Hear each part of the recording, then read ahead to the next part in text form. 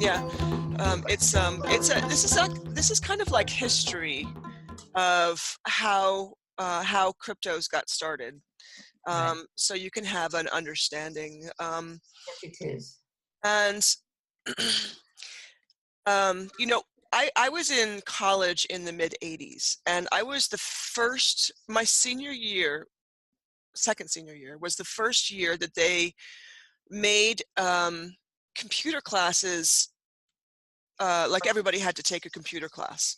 Um, so that was like 1987, 1988. And because of that class, um, I got a degree in music education, and I didn't go into music education. I went on. I went to Wall Street, you know, and became a performer as opposed to a teacher, or a public school teacher in any case. So it's like the mid '80s when computers kind of began to come into the mainstream, Mm. and it wasn't until the '90s when we had browsers, right? Mm. So Netscape, I think, you know, AOL, you know, they all came online, and so we could actually not just use computers with, like, you know, one, you know, half a megabyte floppy disk or something like that, you know, but the progress in the '90s was pretty dramatic, and so I did a lot. I became a software expert on Wall Street, and you saw what happened is the advent of hackers. So the military had already had computers for a long time before they brought it to the public. So the concept of hackers already existed before we got access to computers. And so they already kind of knew about hacking, but it became a thing in the '90s. You have to protect yourself online with virus protection. And so that would be John McAfee and Norton Utilities and those programs which protected your computer from potential Trojan horses and worms and viruses of all kinds, right? So those are, that's called crypto security. And that is the basis of which cryptocurrencies exist. So it's coming out of cryptocurrencies were not a new invention necessarily. They were taking elements of the digital world that already existed, putting them together. Just somebody had the vision to put them together and create this new thing, which can be done a million different ways, right? This is just one way that it happens. So there was also the concept of digital currency already, but in such a infant, um, there was so little known about it. There was so little experience with it, that it was not usable. It was not something that we could actually, like, really bring out to the masses. It was just a few people playing around with what's digital money? You know, like asking that question, what is digital money? How can it be used? You know, and all that stuff. So computers move very fast. Moore's law. It's like everything doubles every couple years or something like that. It's like very fast, and the crypto world itself is even faster. The Moore's law is faster than the digital world in general. So I'm gonna, you know, I know that I talk, Jeanette, sometimes too fast, and, like, you know, from my understanding, and I'm gonna try to bring With this you. I'm down. completely with you. I know Okay, the so concepts. I far, recognize beautiful. it. I I, hadn't I hadn't buggered off to India by then. It was still, I was running a computer laboratory myself oh, of, awesome. with the early BBC computers, training students. I wasn't doing it. I had an Right on. employee who knew Yeah, how to do it. But yeah. I'm aware of the beginning when they were Beautiful. just starting. So I know that level. After that, a couple of years after, I'd gone off to India and I vanished for a bit. So Yeah. when it was flowering, I wasn't around. Okay. So you were gone in the '90s, pretty much. Yes. Okay. Wonderful. So so let's fast forward a little bit to 2001. So 9/11 happened, and, you know, I we were still at Walkmans at that point, like we didn't have iPhones yet. That we were kind of still in that really early merge into the digital world in 2001. But in America, the Homeland Security thing kind of like came on full force, and so that kind of affected the digital world in a really big way and caused more surveillance and like loss of privacy and that kind of a thing. So this plays into it as well because privacy is a big part of cryptocurrencies. It's not like everything, but it's a part. So so people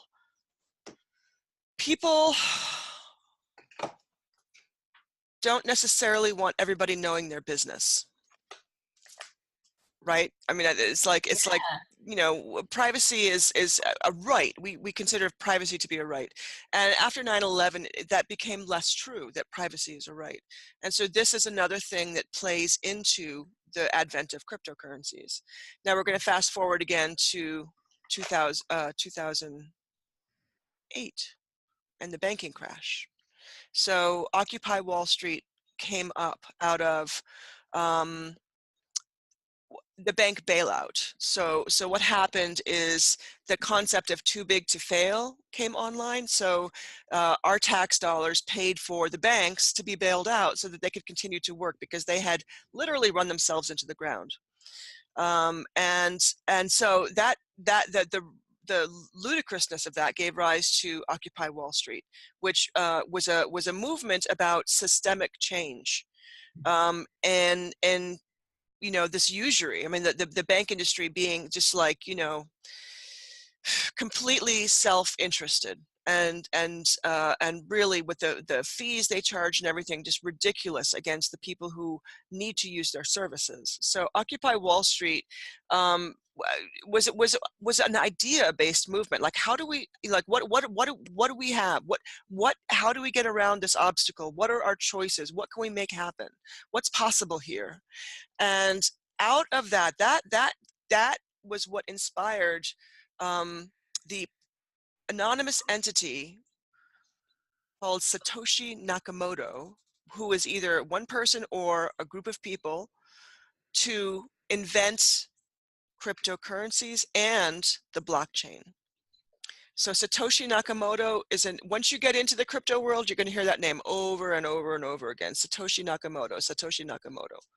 So it's not a real person. There is a real person called Satoshi Nakamoto who has nothing to do with computers, but there's many possibilities of who it could be, and it may be at some point we find out, but we don't know. At this point, we have no idea who Satoshi Nakamoto is or was. So what they did is they pulled aspects of crypto security together with aspects of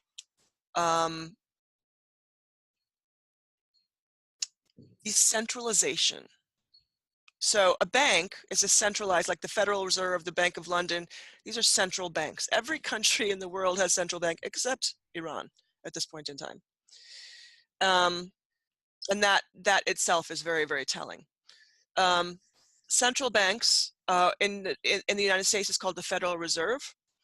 And they basically print money out of thin air. We went off the gold standard in 1972 with Nixon.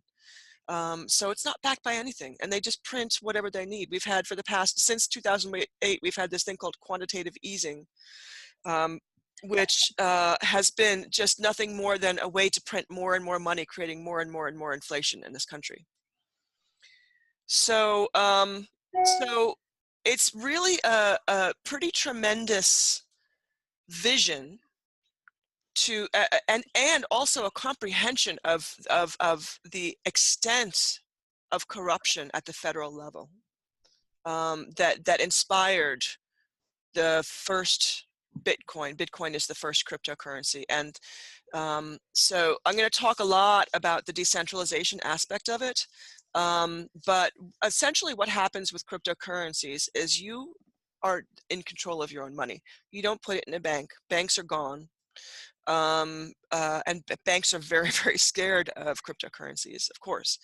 But you have a wallet, and you could put it on a thumb drive, you could put it on a CD, you could put it on your computer, your phone, whatever it is, but a wallet becomes your bank account, your crypto bank account. And you are responsible for making your own transactions.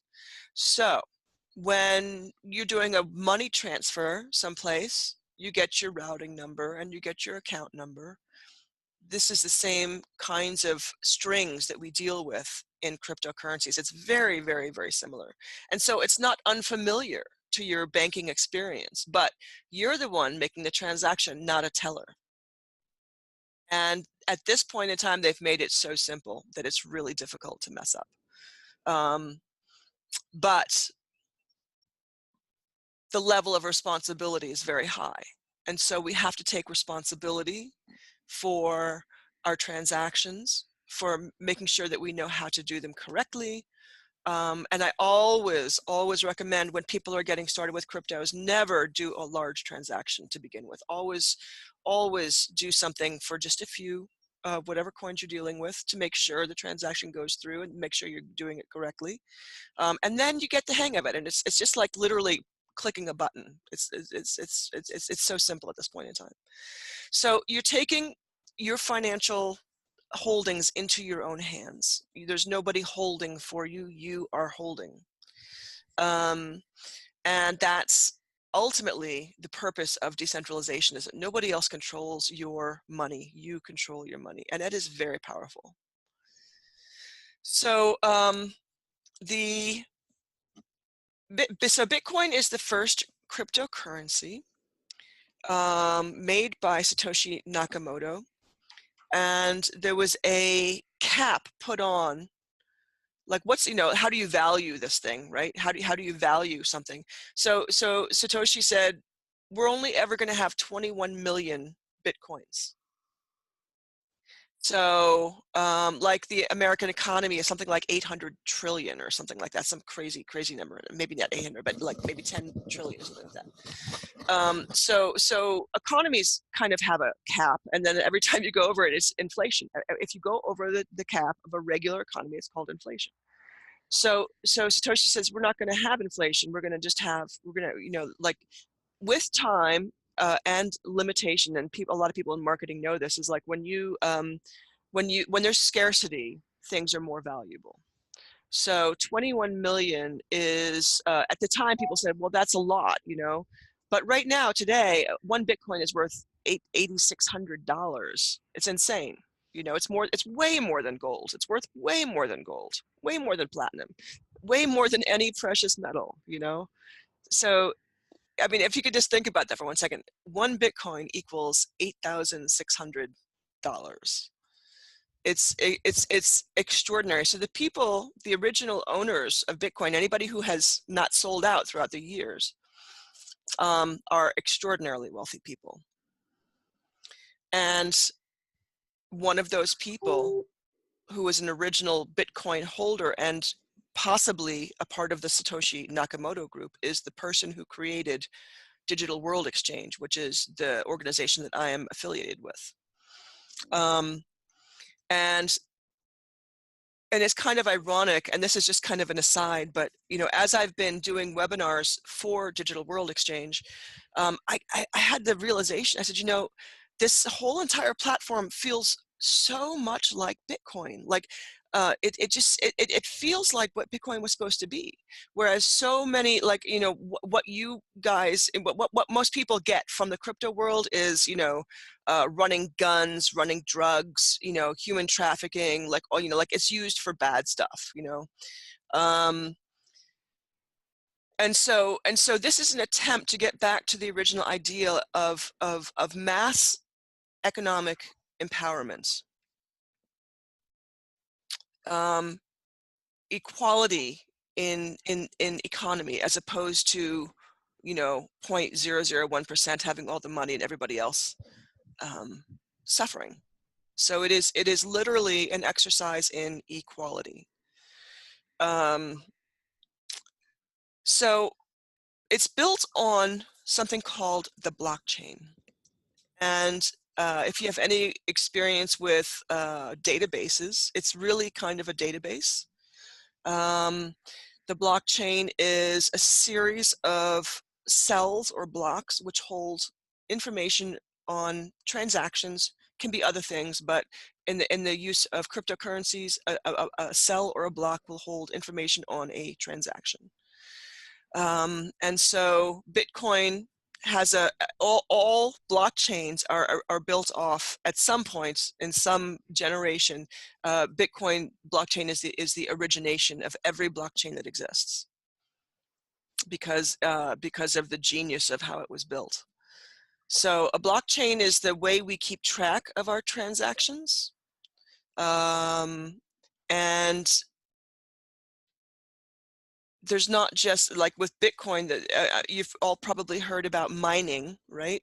So mining is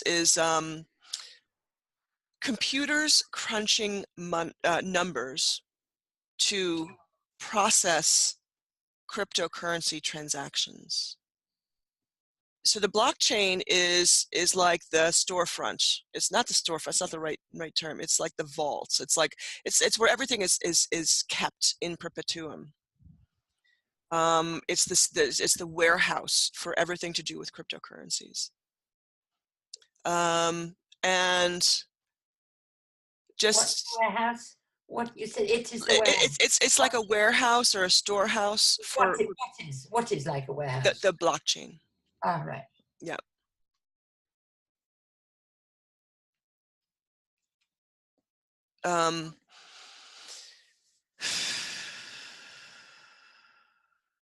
Slides. Slides. Thank you. Yeah. Yeah.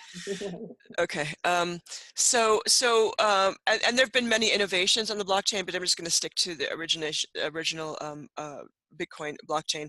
So when a transaction is made, Jeanette, I'm going to send you 2 Bitcoin, and so I do that from my wallet to your wallet, goes through the blockchain, it's plunked on the blockchain, it stays there forever. That transaction that I just made to you. So there is, the implications of this are astounding in so many ways because it really destroys the need for accountants and bankers and so anybody who does kind of clerical work, but that's how it's used. So miners, like they say how mining uses so much electricity, right? I mean, if you've paid any attention to this at all, it's been a huge issue. They said at one point, all of the mining in cryptocurrency mining in the world equaled the same energy usage as Ireland. It was just astronomical. As a what? As the country, as Ireland. Right. It's like tremendous amount of energy has been used, and that has since changed. But for the first 10 years, it was just ridiculous. So people who did cryptocurrency mining made that you're literally creating the new coins with the transaction. So for every transaction you do, you get paid, and that becomes a part of the 21 million Bitcoins that Satoshi originally put the cap at, right?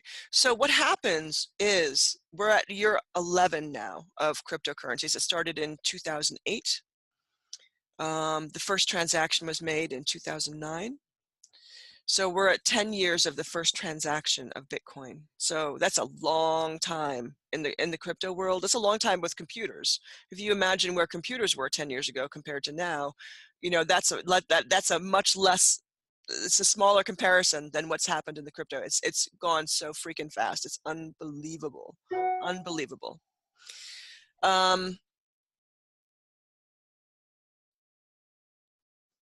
So cryptocurrency mining, that we're at year 11 now, and so people are making there's many less transactions because Bitcoin has become quite rare. You can still get it, but at $8,600 per Bitcoin, that makes it rare. It's hugely expensive to own this coin. And so that's the model, is that at first people were buying hundreds of thousands of Bitcoin for $100, and now you're buying 1 Bitcoin for $8,600. Mm. That's the model that Satoshi built, which has been hugely successful for Bitcoin. Unfortunately, the architecture of that blockchain has become very antiquated very fast. And so a lot of the energy in the crypto world is how do we create a faster blockchain? How do we create a usable, transactions which are as transparent as when we use our credit card? That's all the energy goes towards that. Like, how do we make cryptos as usable as fiat money, right? So when a lot of people say, well, where's the intrinsic value in Bitcoin, like in cryptocurrencies in general? How do these coins have value? Well, Bitcoin has value because it's the original and it's our teacher. It's the standard. And at the time, it was at the highest technology that we had, but it's not nearly fast enough for today's technology. And so there's a constant improvement of the technology surrounding Bitcoin. Not Bitcoin, but blockchains. Blockchains are a huge industry at this point in time, like major industry. The kind of industry that could replace an industry like oil or pharmaceutical. I mean, like it's huge. So all right, let's stop, and if you guys have questions. Yes. Yeah, I have. Great. I have a feeling that I don't know, but I think I posted a comment on Facebook, which was it's like an uneasy feeling. I want to say, oh yeah, me too. I want to be rich overnight, and it feels very much like that. The whole thing about Bitcoins, you buy one for this, and in no time at all, it's $8,000. I'm I don't know. It doesn't sit well with me. And in that aspect of it doesn't sit well with me, because I notice it arouses in me something like greed or instant gratification, or manipulation, or I got to get in first, be one of the, I mean, I know 10 years have gone by already. I was offered Bitcoin about 5 years ago and I said, no way. Wow. So I don't care actually. I'm okay. I'm not wealthy at all, but I have enough. And Yeah. but I could imagine having millions in the bank. I could help my kids. And I don't Yeah. know. But the other thing I question is that I don't have a much idea of how I would spend Bitcoin, Mm. rather than buying big guns to send somewhere, or illegal drugs, or how would I spend my Right Bitcoin if on. Yeah. I can't go to I've been paying my mechanic in cryptocurrencies, and I go to a therapist who is a psychotherapist and a gong master, and he accepts my cryptocurrencies. There's a growing, it's growing so fast, Tamara, and it's changing. And part of what I'm trying to accomplish here is awareness, because it's not evident unless you're paying attention. And I'm paying attention so I can share that with people who are interested to know what's going on. Even if your comfort level at this point in time is, I want to make you understand in the way that I can, whatever way I can, of the progress that has been made. And I'm going to get, Francesca made it very clear, and I agree with her 100%, because I brought it up first, is that everything that we're doing here is to inspire women to get involved in cryptos, because our energy is so incredibly necessary in this space. And it has been very male dominated, and it needs feminine energy, like really. Well, the feminine energy is really much stronger than this apparent masculine energy. It's so enormous that the minds haven't quite realized it yet. So I guess that anything we really put our attention on will flower enormously. I mean, that's what I see. Feminine is actually really the only thing that is real energy. But there you go. But I've got one or two things. It all seems so big and I mean, yeah. And how would you get it seems to be too big to actually keep put in your mind. I mean, you're talking about the blockchain and every transaction that's ever happened, and you're talking about it being cumbersome. Now, I think, my God, I can feel my mind going, switching off. But it is obviously going to get faster and faster so that we can manage it.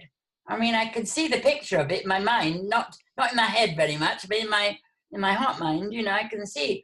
But how I personally would engage with it, as Tamara said, I don't really know. I mean, it's like, oh. And You know, it's still to me, until you told me about paying a mechanic, it still felt like just numbers on a page when you look at your bank account online. And I try not to look at it too much because it's too complicated for me. I have another question, yes. which is, or a concern really, which is, I remember hearing about a young man, I think he was in about 32 or something, up in the Lake District, which is where I come from originally. And he was going to buy a large plot of land near one of the small towns there to build a large warehouse to house his computers, to run a Bitcoin agency or whatever you call it, bank. And from then on, he was going to sit back and watch the money roll in with his feet up on a bench. Mm-hmm. And this huge warehouse, absolutely full of computers, churning away 24/7, never stopping, using huge amounts of energy. Yes. It does not sit well with me in the climate change catastrophe that That's we're right. facing now. That's right. Really doesn't sit well with me. And I can imagine investing, you know, and hoping for like large rewards. And when the computers all crash, then we're, Then you're lost, right? language, Yeah. fucked. Yeah. Totally. So, so everything that you're saying is very logical and common, right?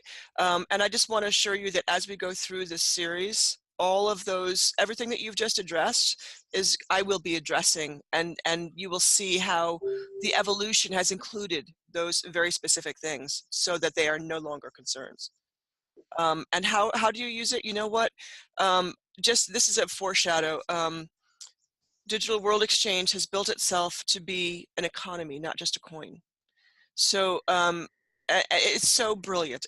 I mean, like, my mind gets blown by the many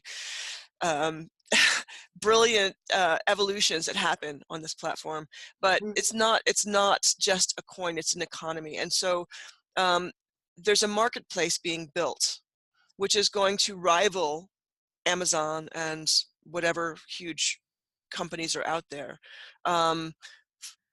but in a really progressive and positive way. So you will have access to local on the marketplace. So if you want to buy local, you'll be able to just put in your code, right, your postal code, and then find out what's available in your area. It's so cutting edge. It's so freaking brilliant. And I mean, I'm just like, I don't even know what to say about it. You'll be able to spend your coins there, you know. So they only accept our coins, like the Digital World Exchange of coins, which you can trade in.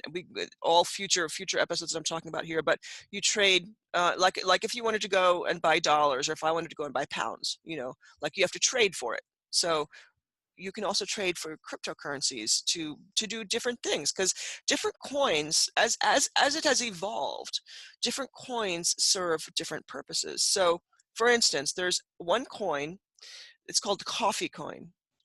And what it does is it connects you directly with coffee growers who grow the kind of coffee you want. And so they will ship directly to you. And then you get exactly what you want without the middleman, and the farmer gets more money, and then this, like, only the shipping becomes, you know, probably the negative aspect of it, but that's just like ubiquitous. It's everywhere. It's really, really hard to get it. We don't have instant manifestors yet. That's next generation. So so there's so much altruism in the crypto space, and there's a lot of negative as well, but any currency has the same thing. Any currency is being used for bad stuff and for good stuff. And so the question becomes, how do you want to use it? Um, I'm not going to stop being a trumpet player because Miles Davis was an asshole. It's like, you have to cut your losses at some point. I love Miles Davis. I have a huge photo of him right here. He's my trumpet idol. But he was an asshole. He was a bastard to women. But it's just like, okay, he made a gigantic gift to humanity with his music. So don't cut off the nose to spite the face. Is that the phrase? So I've seen, there's so much change happening around cryptocurrencies. And, if you have kids or grandkids, and you see them playing video games, they are being conditioned to use cryptocurrencies with the tokens and coins and stuff that they receive from those games. So, yeah. So that's like, that's where it's going. I mean, this new generation coming up, like it's going to be like drinking water for them. It's absolutely second nature. So we are definitely the first 10 years saw every year had doubled growth of involvement in cryptos. So that's a pretty fast rate of growth, and I think that what I'm seeing so far is like, this year Facebook allowed crypto advertising for the first time. There's regulations happening around the world. G20 is on the top of its agenda is how to regulate cryptocurrencies. We have in the States, we have Ohio accepts tax payments in Bitcoin. In Wyoming, it's considered to be cash, so it's not taxed anything. It's just like $1. It's legal in many states and being used. So it's not taxed in some states then? Correct. That's interesting. Yeah. To me, it seems like a massive game of, I don't know, Monopoly, Space Invaders, and Snakes and Ladders. I don't know. And it's too big for me to be able to get excited. I can see, if I could see the breadth of it, I might get excited as a game to play. Right on. I might, but I don't know the rules of the game or how it is or what's the point of it yet. Is it just to get rich? Then that doesn't excite me, getting rich, you see. Absolutely not.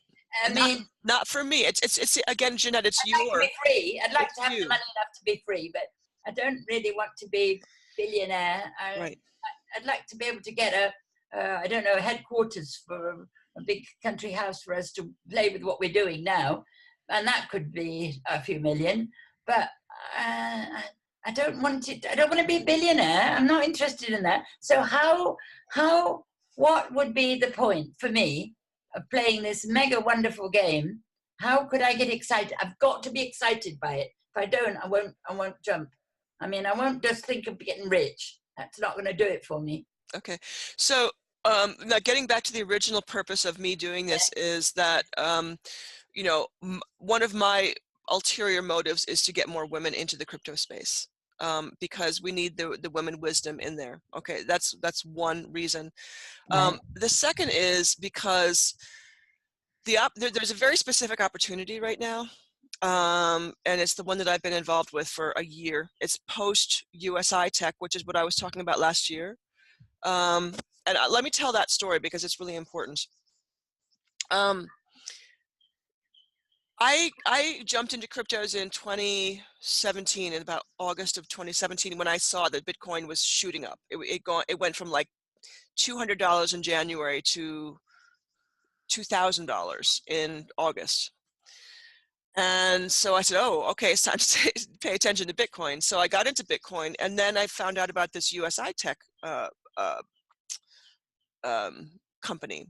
And I was intrigued because what they were doing is building a marketplace. And what crypto needed, just from my very preliminary research, is crypto needed a place for people to be able to use their money, not just save and trade, but to use their money. So USI Tech presented that, and I said, that's a brilliant idea. I want in on that. So I got in on that and brought a bunch of people with me because it was an MLM. And the way I played it, I didn't lose any money with USI Tech, because I took my gains as they came and I diversified, right? Which is what you do with the stock market. It's the same thing. And then it turned out to be a scam. So the person who founded Digital World Exchange was one of the big losers with USI Tech, and he said, "Listen, this is the idea. This is the great idea to move cryptos forward." So he, having made all of his money in cryptos and crypto mining and all that kind of stuff, made shitloads of money. Said, I'm gonna do this for real, and I'm gonna make it as a tool of mass empowerment." And he worked in the NSA, and he was like a one of the elite Marines, so he knows the problems with the economic system the same way that I do, but from a completely different perspective. And the truth is, the dollar is worth nothing because it's backed by nothing. And so at some point, especially the way we're going right now, we're going to crash. And the one thing that we've learned about cryptocurrencies is that it is a great hedge against inflation. And so many of the countries that have been ravaged by either sanctions like Venezuela right now, or war, or economic disaster, or whatever, it's cryptocurrencies that allows people to continue living. Because everybody always has their cell phone with them, and you can make transactions with your cell phone. So it has this exceptional power at this point in time of being a really important hedge against inflation. And I can't stress that enough, because it's a very important reason to pay attention to cryptocurrencies. And so there's about 2,000 cryptocurrencies at this point in time, and they have flavors, like the coffee coin I was telling you about. You know, there's people create them for all different kinds of reasons to accomplish things. You know, there's coins to end poverty. There's coins to, you know, help refugees. You know, like there's so much creativity around, because we have this ability to create at this point in time. This is very early in digital currencies, very, very early still. And so people have, the ability to just like invent how can a coin be used? It's really like exciting, I think, you know, like you can't do that with a dollar, you know, say, okay, you have the gardening dollar, or the, you know, the sports dollar, or whatever, you know, it doesn't, it's one size fits all, right? So we're moving away from that to more niche, like what, you know, be involved with whatever matters to you, what appeals to you, you know. And so the continuing on that a little bit, because it's important. With the 2,000 coins that exist now, one of the problems, okay, and this is like a you know, evolution, like, you know, if we're going to weed out the weak, right? The weakness in cryptocurrencies has been greed. And there's are you familiar with what an IPO is? An IPO is an initial private offering. It's a banking term. So when a company is private, but then wants to go public and offer shares, then that they have to go through the IPO process to go from private to public. Well, in the crypto world, that's called ICO, initial coin offering. And I know this is crazy terminology, but it's more it's not the terminology that matters, but like you know, what it represents. So an ICO, people, it's kind of like fundraising in a really big way. I mean, it's very much like Kickstarter or whatever, but at a much higher level. And so what has happened is people have gone through these ICOs, raised millions and millions of dollars, and then they disappear off the face of the earth. Or run their coin into the ground or whatever, you know. And so there's no integrity in that ICO process.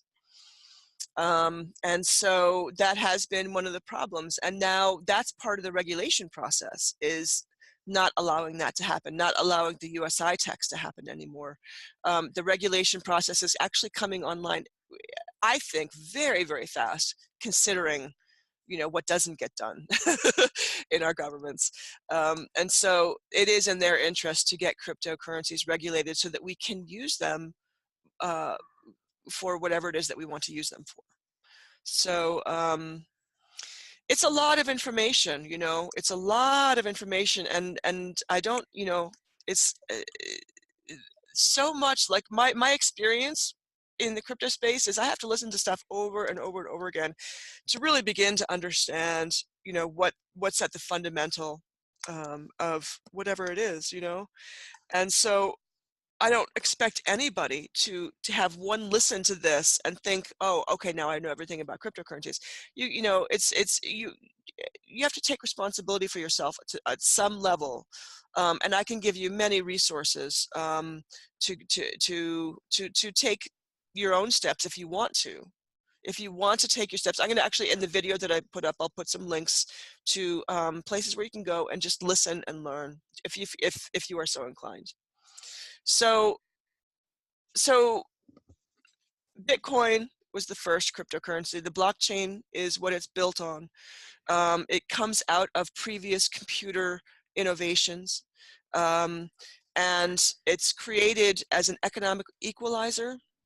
It's created to decentralize money so that everybody has control of their own money. It allows for privacy in transactions, and it allows for the growth of economy. If I at this point in time, I see a coin as an economy. If it's not built as an economy, it's probably not going to last.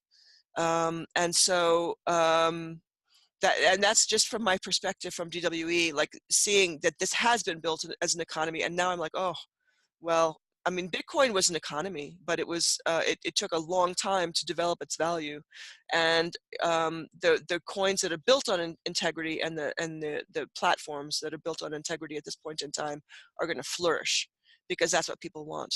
And so we've gone through that rutting out process of getting rid of the deadwood, the stuff that's just greed, and we are now going into the era of cryptos that is really built on integrity and mass empowerment. Mass empowerment. So how is it going to help solve things like making sure everybody in the world knows their own freedom and enough to be able to create what they desire? How is it going to help feed the world? And I mean, there's a thing before feeding the world, that's making sure that people know that they are the source of their lives. How is it going to further the evolution of consciousness? How is it going to fit in with what I can see happening through what in my own little way I'm doing? Right on. I'm transmitting. How is it? In what way will it fit? I feel there might be, but if I don't see even a very minute little path, connection, there isn't a connection for me. If I can't sense it, so show me how. Is it going to help with the evolution of consciousness and people embodying more fully who they really are and being more integral and true and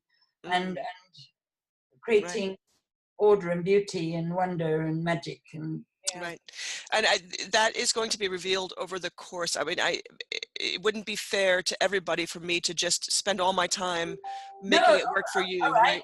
Okay. What I say, I have to find it, even if it's only a little spark. You don't have to spell a lot out. Right. But invest, and that's what I'm interested in knowing right now. Am I going to put a couple of £100 in or whatever it is? Right on. Or am I not? My point is, Jeanette, is that the information that's presented over the course of all the webinars, I have no doubt you're going to find it in there.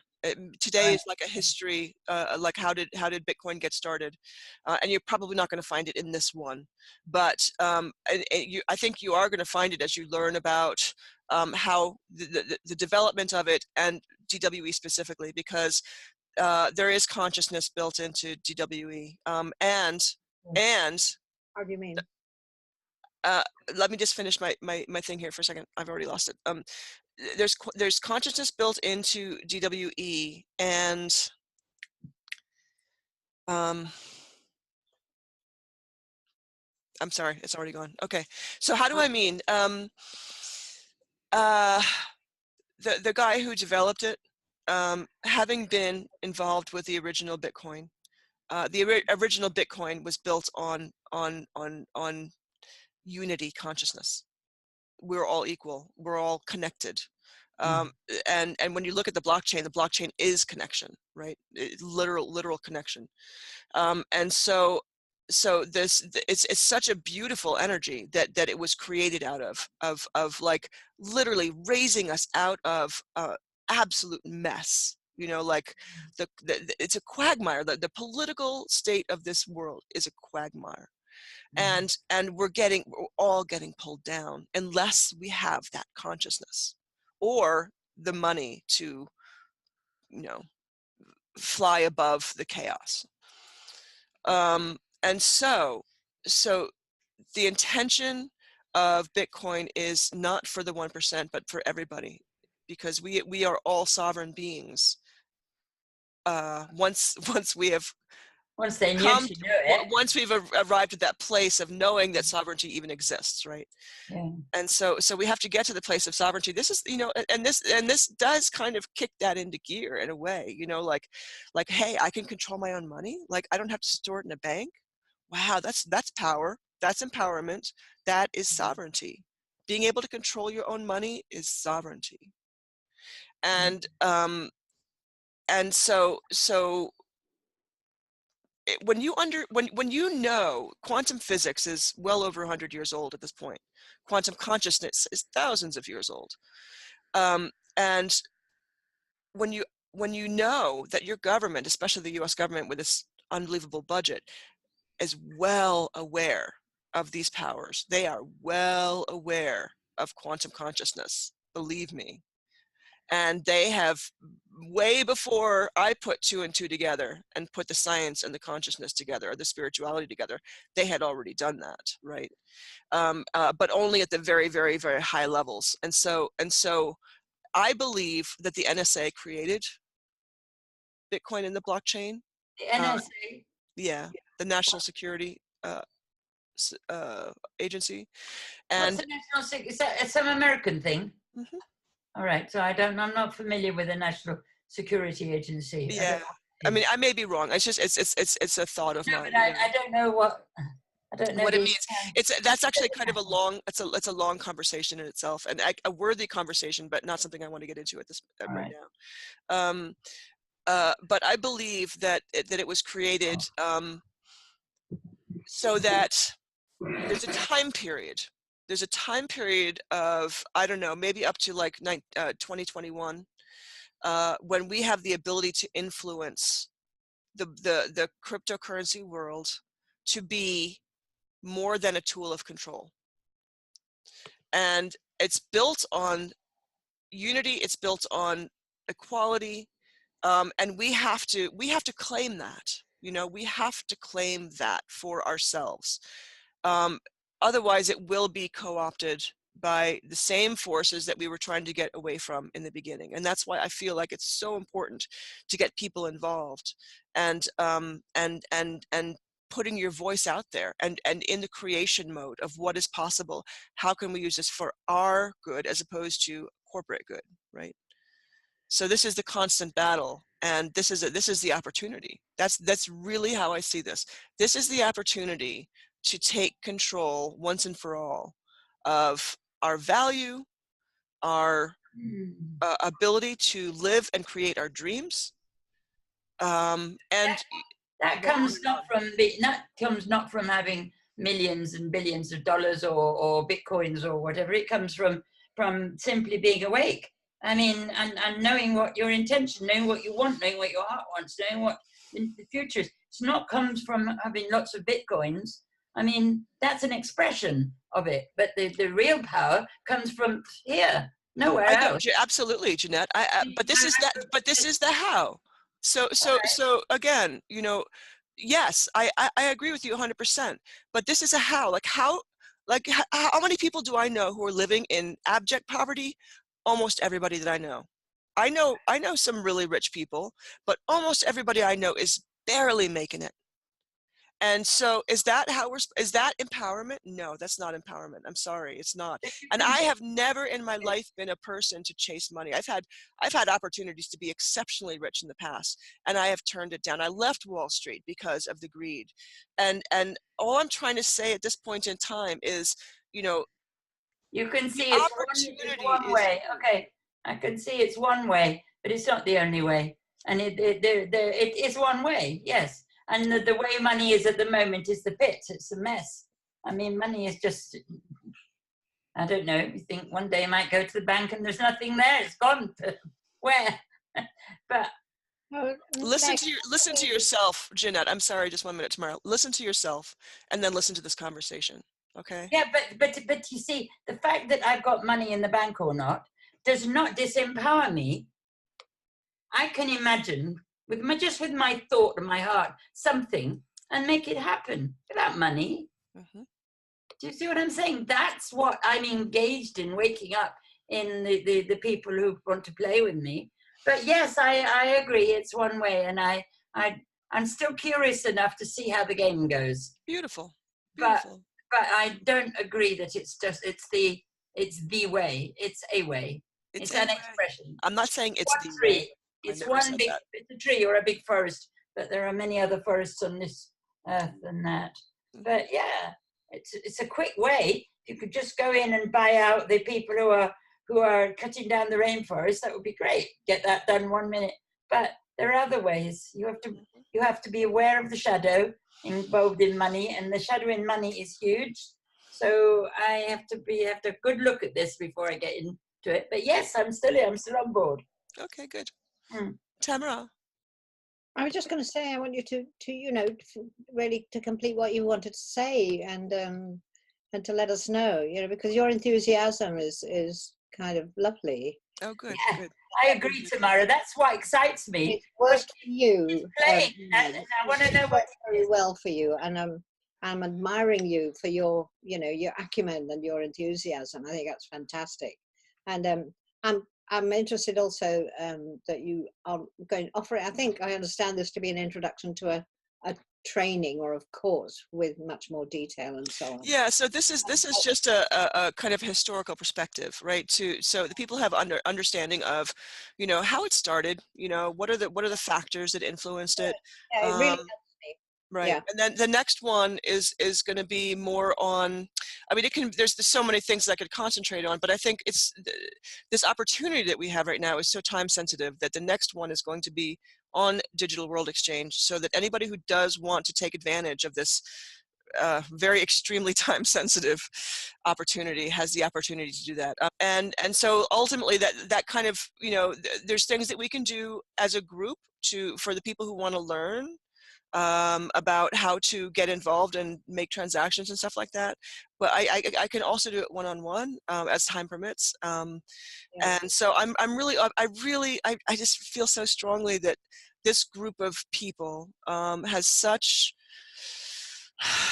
beautiful energy that not only giving that energy to Digital World Exchange is going to be extraordinary for Digital World Exchange, but also that the Digital World Exchange energy is going to be really, really exceptional for this group as well. And so it's both ways. It's not just one way. And if I had any doubts in my mind about this, I would not be here. I wouldn't. I've been actively involved in creating this platform, troubleshooting, experimenting, like really heavily involved with it since October. And I'm aware of it for since it began in like February, March 2018. So I'm here. I'm not paid. I'm not compensated for any of the work that I do for this organization.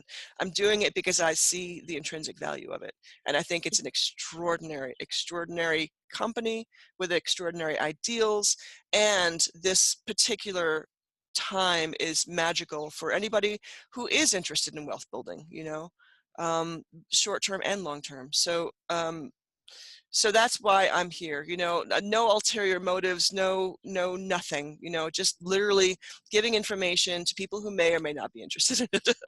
Yeah, yeah, that's great. Yeah. So, So Janet said, I'm going to sit with this and just let all that information settle in me. And I always trust my intuition. So beautiful. You should. yeah, I Yep. do. I can't help it. um, It's usually right. it's, Almost always. it's always right. Yeah. So far. Yeah. And it's very strong at the moment. So yeah. Great. Great, great, great. Very So cool. thank you, Meg. You are so welcome. Yeah, I'm Thank glad you, Meg. I was able to set this time aside and be here because quite often I miss things because I'm so busy. But Oh, great. Great, great. I'm so glad you were too. And I will post the recording later, probably tonight, for anybody who wants to watch it over the weekend. Come back and watch again, you know, and, you know, kind of let it sink in a little bit deeper. And then again, you know, any questions, we can, you know, if you guys want to, if you have questions and you want to kind of stay involved, you can join my Crypto Revolution group on Facebook.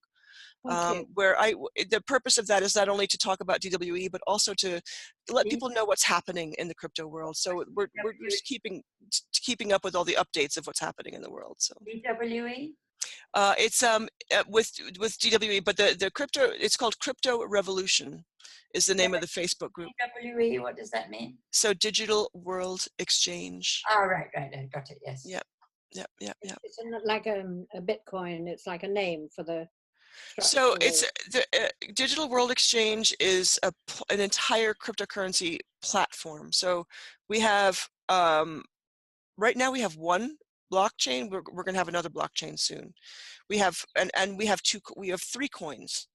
So we have DWE coin, which is what we call a speculative coin, which means it has the potential to rise in value like tremendously. That's really what the promotion is now, isn't it? That Kate, for example, might buy 30 or 20 or receive a gift, like people come in having received a gift of a small number of Bitcoins, according to what's been happening on the 10th so far. And Francesca's been giving out 25 or something. So Yes. that's how it starts, isn't it? That you come in having received a small gift, and then you then bring other people in the same way. Oh, no. There's no MLM with this Oh, okay. whatsoever. Nothing, Okay. not at all. No, I gifted Francesca. She gifted the tent. Yeah. It's gift. I mean, it's gifting. I mean, if anything, I mean, that I do that because I really want people to come in to DWE, you know, and so I've found that to be a very successful. Give people a few coins. Oh, let me go take a look and find out what's happening, you know. Sure. Yeah. And so that's what that is. There's no MLM, there's no affiliate marketing, none of that Okay. at all. Okay. Yep. Okay. Well, thank you. All right, beautiful. I'm going to go. And just nice to Yes. share time with Yes. Jeanette as a kind of in a third. I know, right? party. Thank you both for being here. I appreciate your presence. I love your excitement. That's what magnetizes me to look at it. Good. Otherwise, and I go, oh, but she's all sparkly about it. It's probably something good. It's Meg's all over it, and she thinks it's like a, you know, I don't know. It's like like you've got the sun and the moon and the stars there. You can't even tell me what it is. You know, Jeanette, I have been, after having worked on Wall Street for, you know, about 8 years, I left Wall Street because I was sick to my stomach at what they were doing to the world. And after that, you know, I made some pretty good money in those years. And then after that, I really haven't made any money. You know, I worked a little bit in the corporate world after that, but I just like, you know, I literally would get sick when I did that work. And I've been on a search ever since for knowing that there's alternatives to this capitalist system, which is just cannot help but be based on greed, right? And so I feel, I mean, you know, having gotten my PhD in the crypto world through, you know, especially USI Tech, you know, and going through many crashes and rises and crashes and rises, you know, it's like I have a really good sense now of not only the crypto world, but how very specifically DWE is an exceptional answer. It may not be perfect, it may not be the ultimate answer, but it's a fantastic answer for right now, and for equalizing and allowing ideas. For me, fundamentally, it's like allowing people to live their purpose without the struggle of money, right? You know, like, how do I pay my rent? How do I get the food on the table? How do I pay the doctor? That kind of a thing. You know, that we need to get beyond that. We need to get to the point where we can live our purpose, you know, find it and live it. And I know that you know that. I know that, that's what you're about, you know. And I've gone through the process of learning about manifestations and learning about energy clearing and learning of all the quantum, like how to become a quantum human. And it aligns with it perfectly. It aligns not just in time space, but in philosophy. You know, it's aligning with all the quantum work that I've been doing for the past few years in such a beautiful way. And knowing that Alex came out of the NSA and the high level military, I know that he understands that, and he doesn't talk about it, and I know that he's instilling that into this platform, and that's what excites me, and that's the sparkle you see, you know. Is this like, I have found the holy grail. Right. And I've never been, you know, it's like I've never been a greedy person. You know, it's like I live on nothing. I've lived on nothing for years, happily, you know. I mean, like, not happily because I've got problems, but it's like, you know, my survival compared to many people has been extraordinary. So, and I've had the freedom to research quantum physics and spirituality and stuff like that. So, money is never the be all end all. But if there's a possibility to create equality so that people have the same opportunity that I've had to research and find your true essence, you know, that to me is one of the greatest gifts that can be given. Okay. All right. I have to close this off now, guys. So I will post this later on. I thank you so much for taking part in today's calls. I appreciate your input. And if questions pop up, just put them out in Silver Synergy, and I'm sure that whatever question you have, others will also have those questions. So don't be shy about that. All Okay. right. All right. Thank Much you. love. Take care. Bye-bye. Bye-bye. Bye-bye. Thank you very much.